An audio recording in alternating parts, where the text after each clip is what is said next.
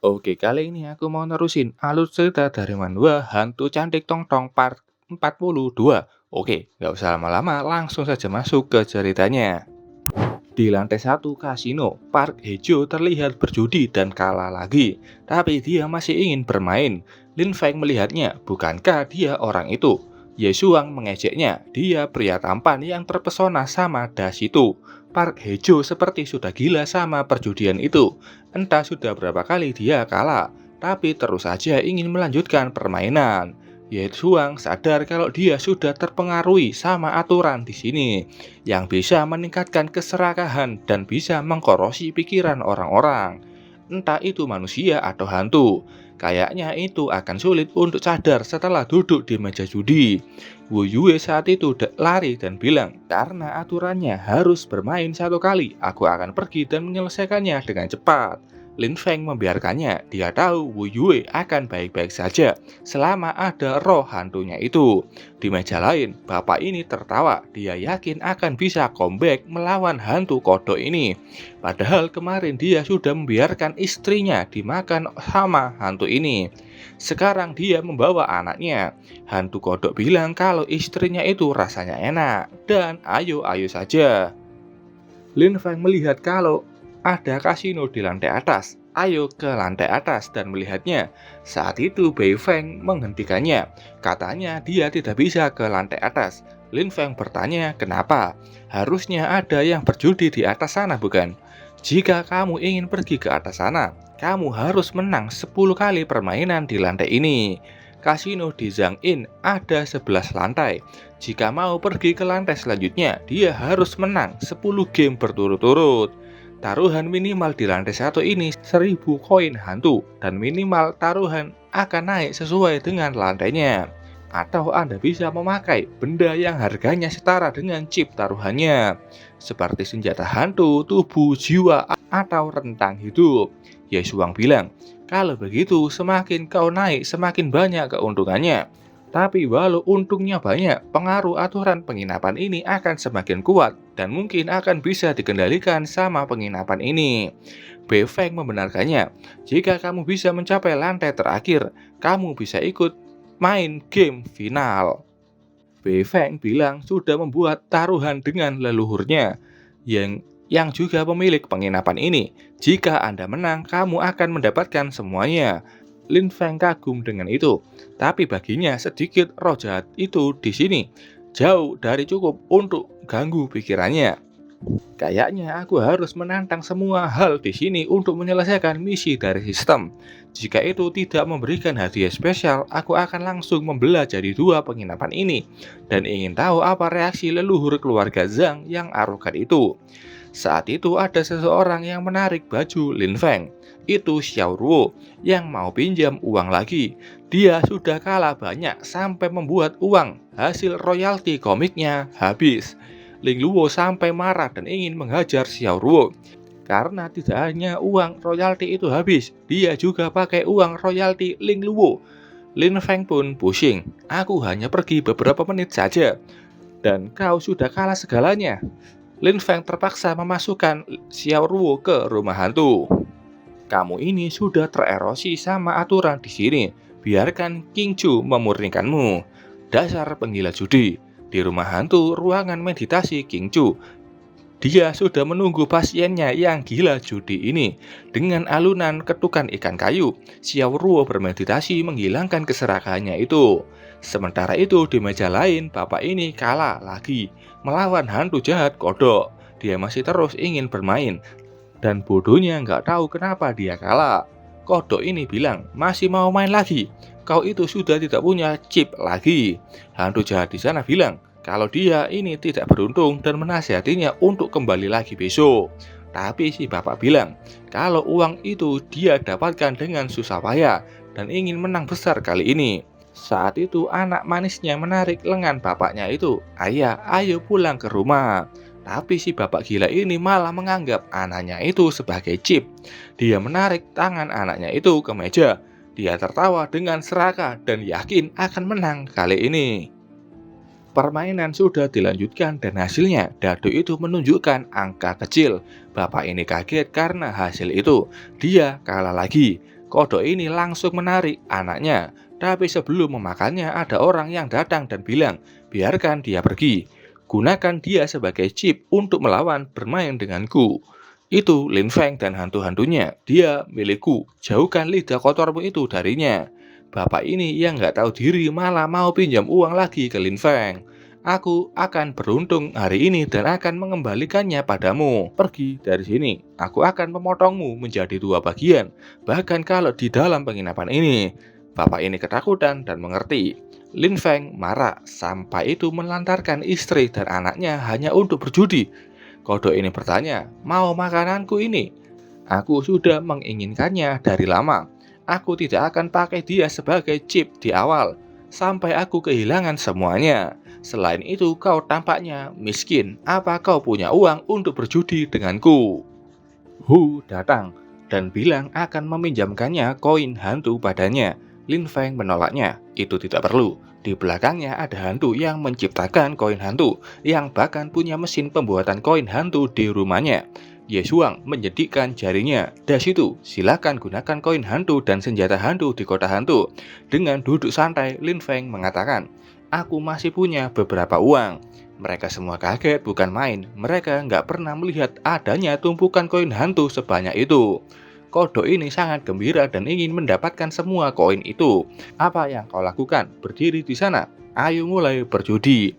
Taruhan 10.000 koin hantu. Taruhan angka besar. Mereka kaget lagi. Itu sangat banyak. Hu ini entah ngomong apa. Kayak saya yakin itu bisa ambil keuntungan dari Lin Feng. Kodok ini senang dan menaruh taruhan di angka kecil. Bei Feng datang ke meja itu. Di sini ada orang yang ingin taruhan besar di lantai ini. Jadi biarkan aku menjadi dealer untuk kedua tamu ini. Dia mengocok gelas berisi 3 dadu tersebut. Ye Xuang terus merasakan kalau hantu mahjong ini memandang das itu remeh. Hasil permainan pertama adalah angka kecil. Artinya Lin Feng kalah. Karena dia taruhan angka besar. Ambil semuanya, kata Lin Feng. Kodok itu dengan senang mengambil semua koinnya. Tong Tong bertanya apa kakaknya itu menemukan sesuatu. Lin Feng tersenyum. Judi ini tidak sesederhana itu.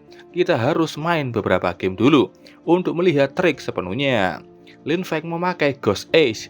Lanjut, aku bertaruh 50.000 koin hantu. Apa kau mau mengikutinya?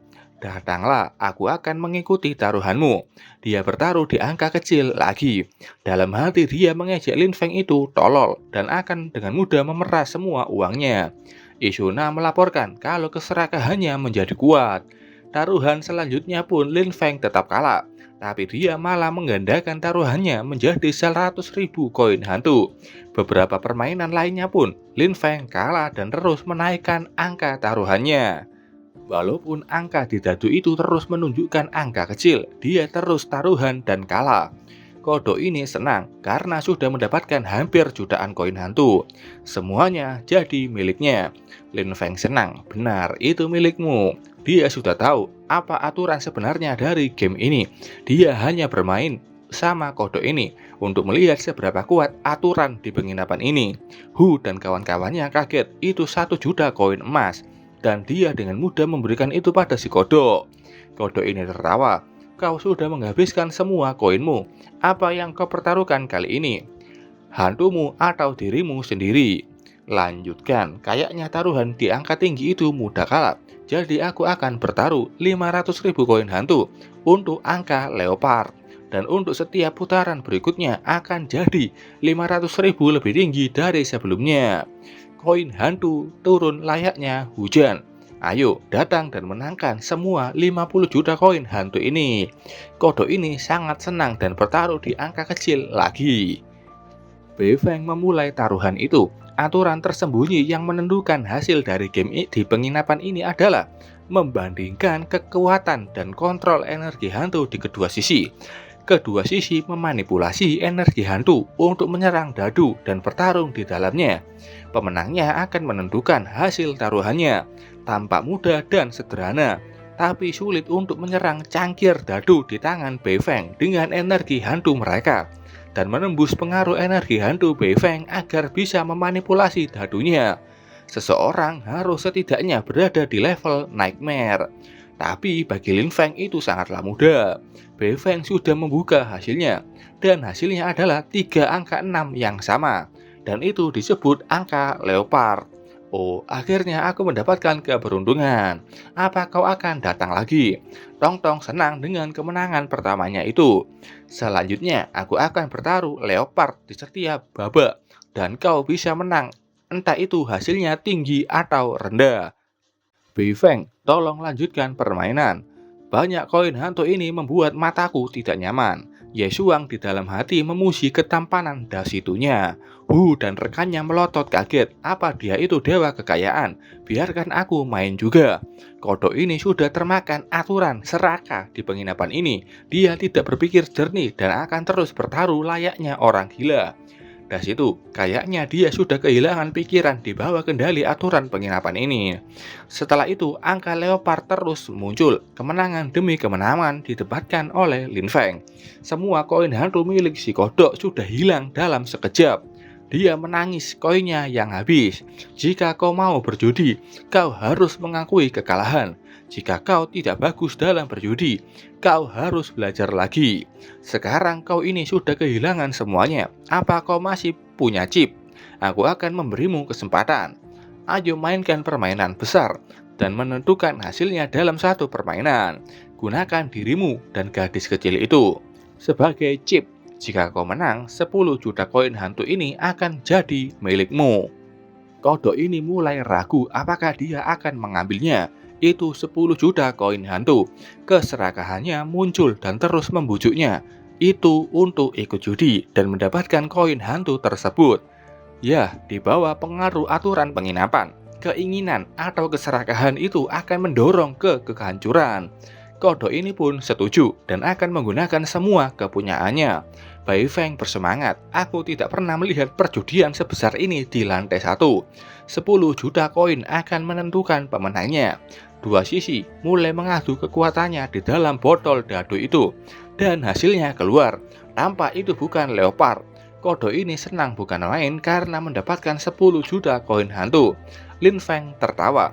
Apa kau ini salah melihatnya? Lihat sekali lagi. Dadu-dadu itu tampak berlubang karena energi hantu yang melubanginya. Hasilnya leopard. Kodok ini sangat marah. Kau itu sudah menghancurkan properti. Ini curang. Bei Feng, kau harus memberinya keadilan. Bei Feng bilang tidak ada cara lain untuk berpartisipasi selain pakai energi hantu. Keputusanku, hasilnya leopard. Lin Feng sudah menduganya. Poin ini ditentukan oleh kekuatan energi hantu dan kemampuan mengendalikannya. Meski begitu caranya, aku akan tetap menang. Orang-orang ini baru tahu kalau itu diperbolehkan. Kok bisa di tangan Bei Feng, hantu jahat yang kuat, bisa ada dadu yang menjadi seperti itu. Kodok ini terjatuh menangisi kekalahannya dan akan dimakan. Tong Tong menggandeng gadis kecil itu. Ayo ke sini sama kakak. Lin Feng menendang wajahnya. Selanjutnya, bagaimana aku menanganimu? Beritahu aku bagaimana kau mau mati. Dipot kering atau potong dengan cabai. Tong Tong datang dan bilang, aku tidak mau makan kodok itu. Si anak ini pun takut melihat wajah menyeramkan Lin Feng. Bei Feng bilang, di dapur sedang membutuhkan bahan untuk dry pot bullfrog. Apa kau mau menjualnya? Lin Feng menjawab, baiklah. Jadi berapa harga psikologis Anda untuk roh jahat tingkat nightmare ini? Bei Feng ingin mengetes Lin Feng apakah dia tahu harga pasaran. Kalau dia pemula, dia akan mendapatkan banyak sekali uang darinya. 1 koin hantu. Harusnya itu tidak berharga bagiku. Tapi karena ini transaksi, aku akan mengambil 1 koin hantu saja. Bei Feng kaget bukan main. Apa? 1 koin hantu saja? Apa kau bercanda? Dia bingung, padahal ingin mendapatkan untung yang banyak. Malah Lin Feng sendiri yang tidak butuh uang itu. Dan roh jahat lainnya kaget juga. Hantu jahat tingkat nightmare itu bisa bernilai jutaan koin hantu. Tapi dia menjualnya hanya dengan 1 koin hantu. Tidak manusiawi. Bei Feng sudah memberikan 1 koin hantu itu pada Lin Feng. Deal, bawa dia pergi. Bei Feng memanggil Yao Ji untuk membawa roh jahat ini dan membuat makanan darinya. Yao Ji datang dan menyeret kodok itu ke dapurnya. Tong Tong bertanya apa yang harus dilakukan pada anak kecil ini. Namanya Alan. Dia bilang jangan jual Alan jadi makanan. Lin Feng bilang tidak akan. Saat itu Alan teriak memanggil ayahnya. Dia kalah lagi karena dia pakai tubuhnya sendiri menjadi taruhan. Hantu ini sudah ingin memakan tubuh si bapak. Hantu hiu kini sudah memakannya dan tidak percaya pada omongan seorang ayah yang sudah menggunakan anaknya sendiri untuk berjudi. Alan menangis melihat ayahnya sudah tewas. Tong Tong menutup matanya. Kakak, ayo bawa dia ke rumah hantu dulu. Baiklah, harusnya ada rumah singgah yang didirikan oleh markas besar Master Hantu di Baiyuan. Kita bisa menempatkannya di sana setelah kita keluar dari sini. Lin Feng kesal, orang yang kecanduan berjudi mengira kalau mereka bisa memenangkan kembali semua uang yang sudah hilang begitu saja hanya dengan satu kali berjudi lagi. Tapi pada akhirnya mereka seringkali kehilangan diri mereka sendiri dan keluarga mereka. Hanya dengan tidak berjudi, kau bisa terhindar dari kekalahan. Jiang Wei datang. Lin Feng, jika serakah itu juga kekuatan spiritual, penginapan ini mungkin dapat menyerap keserakahan melalui kasino untuk maju ke tingkat spirit heroik.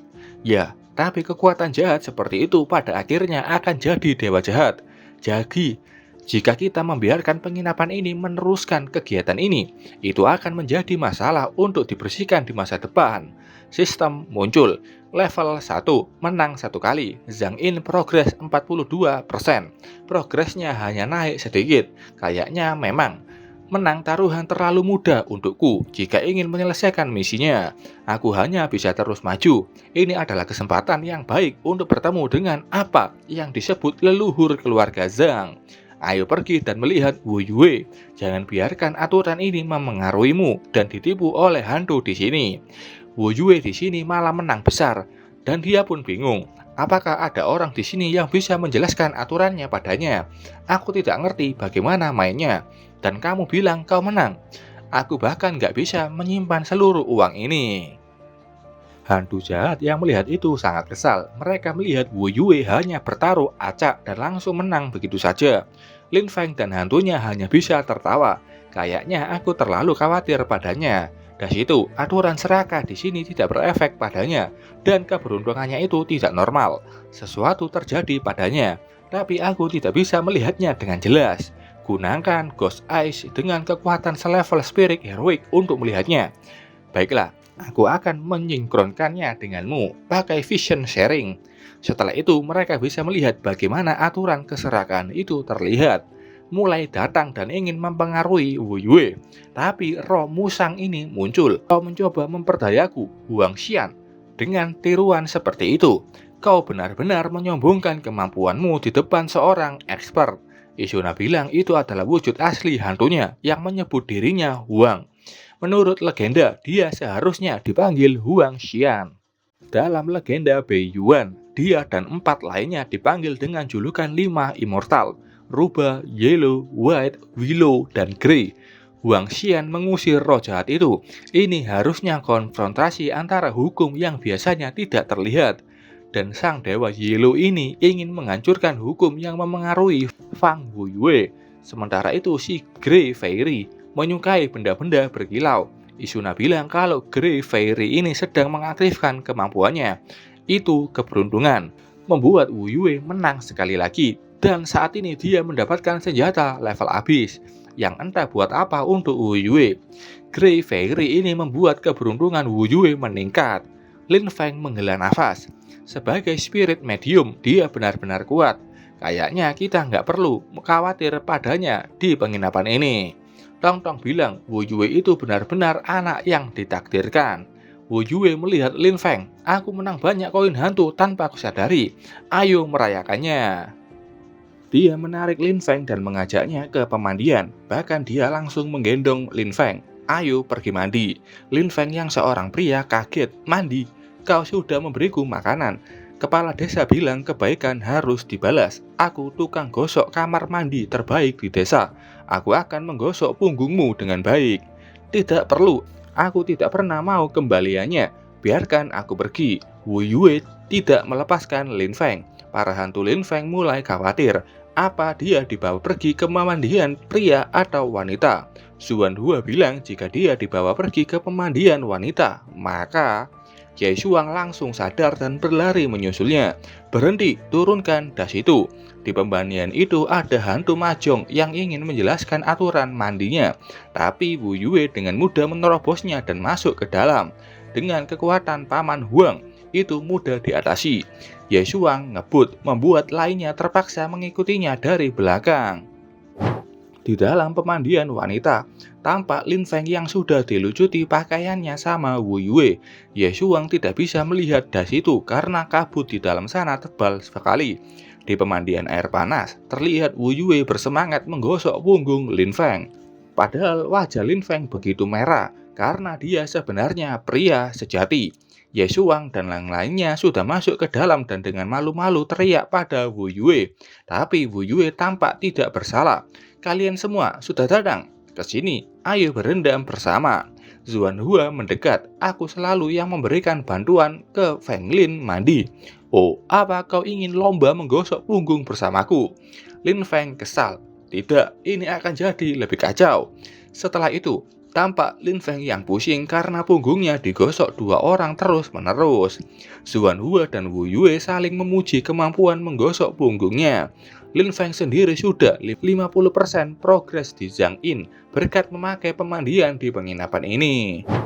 Sementara itu di lantai 1, Park Hae-jo tampak masih bermain game dan ingin terus berlanjut. Tapi saat itu dia menyadari ada sesuatu yang aneh di punggungnya. Dia memeriksanya, itu seperti tanda menyeramkan yang menempel di punggungnya. Setelahnya dia tampak mengunci tanda itu dengan kekuatannya. Dan setelah berhasil, Park Hae-jo kesal. Dia barusan dikontrol oleh aturan yang ada di sini dan hampir saja menunda pekerjaan utamanya. Kembali ke pemandian, Lin Feng tanya ke Wu Yue bagaimana cerita asli dari 5 immortal hebat dan Masian itu. Wu Yue bilang dia mendengar ini dari kakeknya. Legenda mengatakan daratan utara jarang ada penduduknya dan segala macam hantu dan monster bermunculan silih berganti. Bahkan ada raja hantu kuat yang masuk ke daratan utara. Dan manusia kesusahan untuk bertahan hidup di alam liar. Di waktu itu, ada 5 hantu kuat yang eksis di tanah Beiyuan sejak zaman kuno. Datang dan melindungi manusia di alam liar. Sejak saat itu, kelima hantu kuat itu disebut sebagai 5 dewa agung sebagai santo pelindung Beiyuan dan sudah disembah oleh masyarakat Beiyuan selama beberapa generasi. Tubuh utama kelima immortal ini tidak bisa muncul di dunia untuk waktu yang lama. Jadi mereka membuat sebuah kontrak dengan keluarga spiritual khusus yang menyembah roh, meminjamkan kekuatannya ke para kontraktor untuk membereskan bencana dan membersihkan roh jahat untuk Beiyuan. Orang-orang seperti itu dipanggil Chu Masian. Semakin kuat pemegang kontrak itu, kekuatan dari 5 immortal akan bisa lebih kuat juga. Tapi itu disayangkan sebelum Beiyuan melakukannya. Tidak ada tubuh psikis khusus selama lebih dari 100 tahun. Dan sekarang dia hanya dapat mengeluarkan kekuatan tingkat nightmare saja. Legenda 5 immortal sudah dilupakan setelah kebangkitan misterius itu terjadi. Lin Feng bertanya, Wu Yue, bagaimana kamu bisa membuat kontrak dengan kelima immortal itu? Jadi waktu Wu Yue masih kecil ada roh jahat yang masuk ke dalam desanya. Keluarganya kebetulan punya patung kelima immortal itu. Dan Wu Yue kebetulan juga seorang yang punya tubuh psikis khusus yang nggak pernah muncul 100 tahun sebelumnya. Jadi dia bisa menjadi kontraktor dari kelima immortal dan melindungi desa. Lin Feng tidak menyangka kalau cerita itu akan begitu sederhana dan langsung ke intinya, tanpa embel-embel cerita sedih atau semacamnya. Wu Yue berdiri sebagai master hantu dari generasi ini. Aku harus mengalahkan para hantu jahat yang menyakiti kemanusiaan di Beiyuan. Lin Feng kaget Wu Yue tiba-tiba berdiri. Wu Yue terus menggodanya dan Wu Yue benar-benar bersemangat untuk bisa menggosok punggung Lin Feng sekali lagi. Setelah itu, tampak keduanya sudah keluar dari pemandian. Wu Yue bertanya apakah Lin Feng punya kekesalan saat bahasa kuyup terlalu lama. Melihat wajahnya yang merah, Lin Feng bilang iya dan meminta Wu Yue pergi dulu saja. Saat itu Park Hae-jo tiba-tiba datang dan merayu Lin Feng dengan bunga yang dia bawa. Dengan ketampanannya dia bertanya apakah Lin Feng merindukannya. Taijun, nama samarannya. Isuna bilang orang ini itu aneh dan dia juga pakai beberapa lapis penyamaran. Lin Feng tersenyum. Oh, dia mendekatiku dengan sengaja ya. Menarik. Ayo ambil keuntungan darinya dan melihat siapa aslinya. Semuanya bersiaplah. Dengan aura kejantanannya, Lin Feng menggoda balik. Tentu saja, kenapa kau tidak datang dan duduk di kamarku? Park Hye-jo sampai terpesona dengan wajah Lin Feng. Setelah itu, Lin Feng mengajaknya masuk ke dalam kamarnya. Park Hye-jo senang rencananya berhasil. Dan selanjutnya, aku akan memasukkan hantu pena untuk mengontrolnya. Tapi saat pintu kamar itu tiba-tiba tertutup rapat, dia kaget dan melihat Lin Feng yang sudah pakai baju dan duduk di kursi bersama hantunya. Sekarang, apa bisa kau beritahu siapa kau ini? Apa tujuanmu mendekatiku? Park Hye-jo kaget. Aku ini Taijun. Aku tidak punya tujuan khusus. Tidak. Aku hanya serakah melihat kecantikanmu. Tubuhnya gemetar. Kau tidak akan bisa menyerangku di penginapan ini. Kau benar-benar keras kepala. Jika aku tidak bisa menyerangmu, apa benar aku tidak bisa berurusan denganmu? Isuna menjawabnya dan langsung memakai pasir penyamaran pada Park Hye-jo untuk membuat kacau pikiran dan ingatannya. Tuan hantu, dia sudah terpengaruhi dan sudah bisa memberitahu apapun yang kamu tanyakan. Ayo kita lihat siapa kau sebenarnya. Penampilan Park Hye-jo kembali ke aslinya, perempuan. Dia memanggil Lin Feng Tuan. Tong Tong bilang dia ini adalah orang Korea yang bersama pemimpin Feng Cheng Ming Lao. Kayaknya mereka sudah mengikuti aku sejak keluar dari kediaman pemimpin kota Feng Cheng. Tuan Ming dibawa kendalimu bukan? Apa yang kau inginkan dengan mengikutiku? Konspirasi apa yang sedang kau rencanakan di Beiyuan? Tuanku, aku ingin menggunakan pena hantu untuk dimasukkan ke otak cintamu untuk mengendalikanmu. Tong Tong hampir ngakak mendengar itu. Lanjutkan, kata Lin Feng. Saudaraku Park Ho dan aku adalah master hantu jahat yang membuat kontrak dengan Evil Pen Fairy dari Goryeo. Di bawah perintah masternya, dia datang ke Beiyuan untuk membantu orang bernama Wei Dashui mengangkat segel Raja Hantu Heishan. Menurut Wei Dashui, dia adalah cucu dari Wei Wuji, orang yang sebelumnya memimpin Beiyuan. Dia juga ada kontrak dengan Raja Hantu Heishan yang tersegel, dan itu merupakan roh heroik. Dia ingin mengangkat segel Raja Hantu Heishan dan membalas dendam pada seorang pria bernama Lin Feng. Jadi Tuan Ming tidak ikut konspirasi ini, dia cuma dikendalikan. Dengan bantuan kami, dia berhasil mengendalikan pemimpin Feng Cheng dengan pena hantu. Dan setelah itu mereka membagikan permen pernikahan ke master hantu di Feng Cheng dengan mengatakan itu bisa meningkatkan kekuatan mereka. Orang-orang di sana sangat senang dan menikmati permen pernikahan itu, membuat mereka ketagihan dan menggunakan mereka untuk tujuan agar bisa mengontrol seluruh Beiyuan untuk mengangkat segel Raja Hantu Heishan. 1000 wanita yang lahir pada tahun Yin, waktu Yin kalender lunar, harus dipilih dan dinikahkan dengan Raja Hantu Heishan dalam upacara pernikahan hantu pada waktu yang bagus. Sampai saat ini sudah ada 999 pernikahan yang sudah digelar dan hanya perlu satu pernikahan lagi. Raja Hantu Heishan bisa terbebas dari segelnya. Dan wanita yang dijadikan istri pun juga sudah ketemu. Dan waktu yang menguntungkan itu dalam 2 hari. Oh, sisa dari keluarga Wei ya. Mereka benar-benar berlama-lama di sekitar kita. Kayaknya misi kedua dari sistem terkait dengan keluarga Wei ini. Dan Raja Hantu Heishan. Apa master yang kau sebutkan tadi? Kenapa dia memintamu membantu Marshal Wei dan Raja Hantu Heishan? Master itu. Tapi saat itu tanda wajah ungu di punggung Park Hye-jo kembali menyala. Setelah itu Park Hye-jo sadar dari pengaruh The Shifting Sand dan meminta maaf pada masternya. Tong Tong bilang, tato ini kayaknya sebuah batasan. Jika kamu bertanya dia lebih detail, dia akan ketakutan sampai mati. Oke lah, kalau begitu Zuan Hua pulihkan pakaiannya seperti semula. Isuna, kamu modifikasi ingatannya agar membuat dia mengira kalau aku bukanlah ancaman, dan biarkan dia kembali dan menyesatkan mereka. Isuna dan Zuanhua mengerti dan segera melakukannya.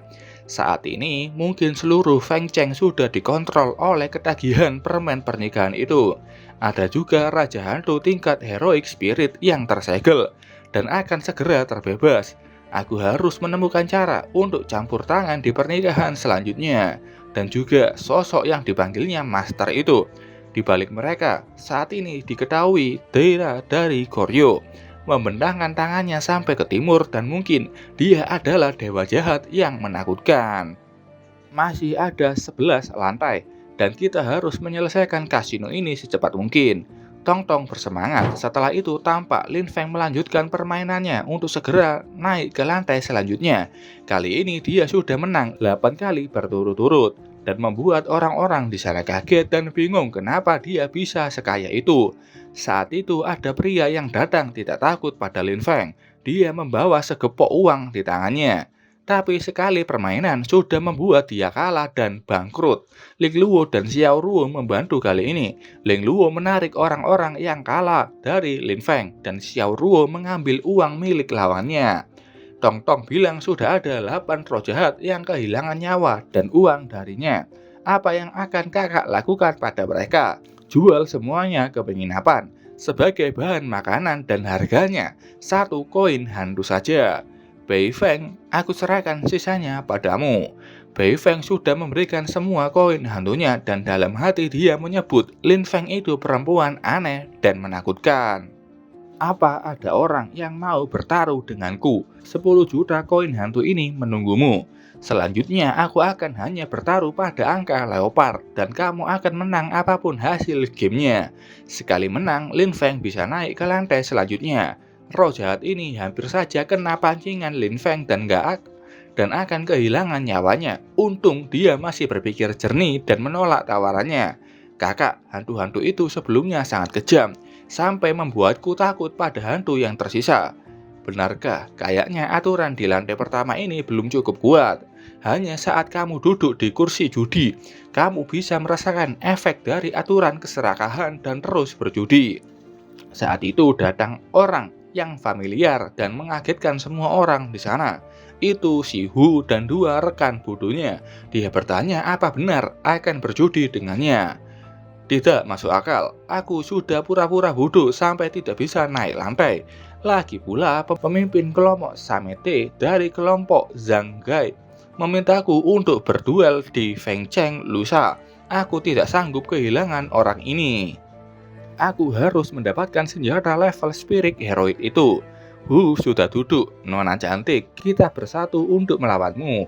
Namun syaratnya kau harus bertaruh pada pedang hantu yang kau gunakan di kafetaria sebelumnya. Lin Feng tertawa, jadi kau mengincar pedang emas itu? Baiklah, 5 juta koin hantu setiap permainan. Jika kau menang 5 juta koin ini, aku akan bertaruh dengan pedang emasku. Aku akan melakukan apa yang kau katakan sebelumnya. Aku bertaruh hanya angka leopard dan kau menang apapun hasil lainnya. Senang. Oke, ayo mulai dengan angka kecil.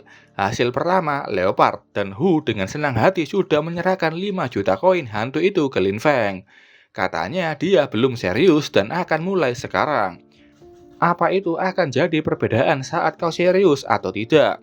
Dalam hati Lin Feng menyadari dan meminta Tong Tong dan Jiang Wei untuk mengamatinya. Dia tetap seperti itu setelah kalah.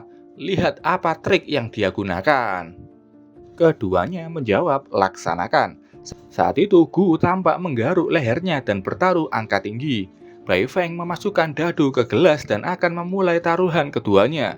Di dalam gelas tampak energi hantu Lin Feng menang melawan milik ini dan hasilnya harusnya itu leopard. Tapi saat Bai Feng membuka gelas itu, hasilnya adalah angka 5 yang membuat hasilnya bukan leopard tapi besar saja. Lin Feng kaget bagaimana ini bisa terjadi. Melihat lawannya kaget, 3 orang ini tersenyum licik. Cantik, tanganmu itu sudah tidak beruntung lagi. Lin Feng tampak sudah pakai Ghost Ace. Menarik sekali. Ayo sekali lagi. Semuanya berbagi visi. Skill Shared Vision. dan main link digunakan semua hantu Lin Feng untuk mengamati apa yang sedang terjadi. Tong Tong dengan serius bilang, "Kakak, kami sudah menemukan trik kecilnya. Dia curang, apa yang harus kita lakukan? Tidak dapat diterima jika kau curang di depanku, dan tidak dijual sebagai bahan makanan." Xiao Ruo kaget, ekspresi Lin Feng saat ini menakutkan sekali. Sementara itu di meja lain, Wu Yue lega karena sudah bisa naik ke lantai selanjutnya. Dia berdiri dan melihat Feng Lin. Apakah dia sadar? Tante rubah, di sana ada yang salah dengan orang yang berjudi melawan Feng Lin. Aku harus pergi dan mengingatkannya. Wu Yue ke sana dan berbisik, "Feng Lin, orang di sebelah sana itu." Lin Feng menghentikan bicaranya Wu Yue dengan jarinya. "Aku sudah melihat semua itu." Wu Yue sekali lagi melihat sosok asli Lin Feng. Dia bingung, dia jadi laki-laki lagi, dan dia sangat tampan. Wu Yue berpaling dengan wajah merahnya. Rotikus bertanya, apakah dia demam? Tante rubah kesal, jangan ikut campur urusan cewek. Di dalam hati, Wu Yue meyakini kalau Lin Feng itu cewek, tapi dia selalu melihatnya sebagai cowok ganteng. Mungkinkah yang kusuka itu adalah? Kembali ke meja judi, Bei Feng mengumumkan kalau hasilnya besar lagi, dan Hu dengan serakah senang sudah menang banyak. Roh jahat ini senang akhirnya ada orang yang bisa memberikan pelajaran pada cewek itu. Setelahnya kemenangan demi kemenangan diraih trio aneh ini, dan dengan 50 juta koin hantu di kantong membuat mereka besar kepala. Sekarang kau harus mengeluarkan senjata hantu itu dan dirimu sebagai chip. Lin Feng dengan akting sebagus mungkin berkata, "Oh, kau benar-benar menang 50 juta koin hantu. Kayaknya aku hanya bisa bertaruh pada pedang emas ini saja. Tapi aku tidak ingin berlama-lama. Jadi aku akan menambahkan satu senjata hantu lainnya. Aku yakin kau tidak meremehkan nilai dari senjata hantu ini. Ini nilainya lebih dari 10 miliar koin hantu. Permintaanku, ini akan menentukan pemenangnya dalam satu game, atau selesai dengan aturan sebelumnya. Anda pertaruhkan 50 juta yang kau menangkan dariku dan seluruh kekayaanmu, serta kalian bertiga. Pedang penghujatan keluar. Jika kau menang, kedua senjata hantu ini akan menjadi milikmu."